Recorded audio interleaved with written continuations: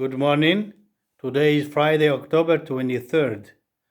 Lead a life worthy of the calling to which ye have been called. We are in the mind of the Lord.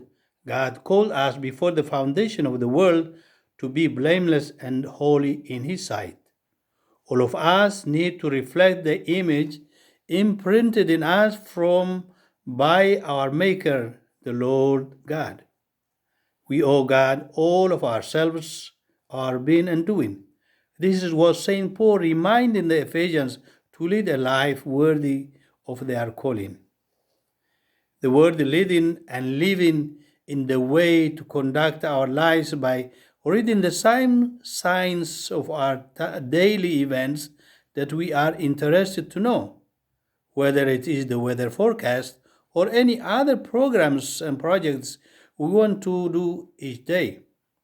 In a special way, we need to be ready to acknowledge in humility our relation with our neighbors in a peaceful, living, and loving way.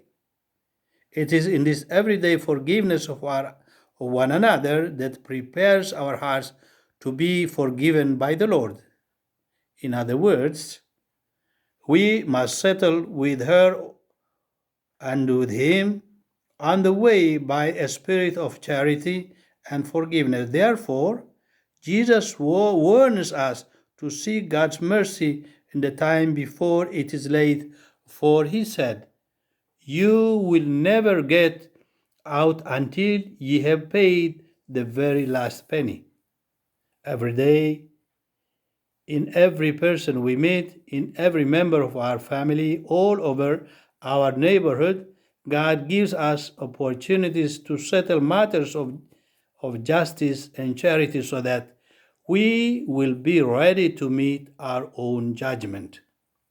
We are all called to be holy by living our lives with love and by bearing witness in everything we do wherever we find ourselves.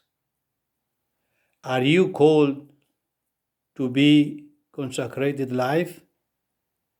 Be holy by living out your commitments with joy. Are you married?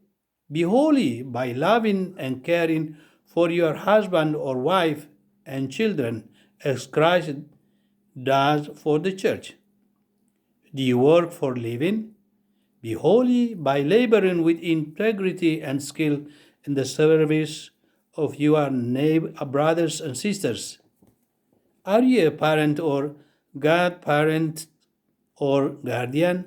Be holy by patience teaching the little ones how to follow Jesus. Are you in a position of authority? Be holy by working for the common good and renouncing personal gains, and so on and so forth.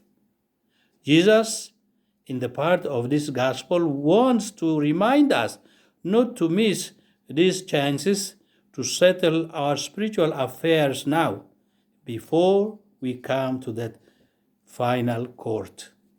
Blessings, Father Mussie.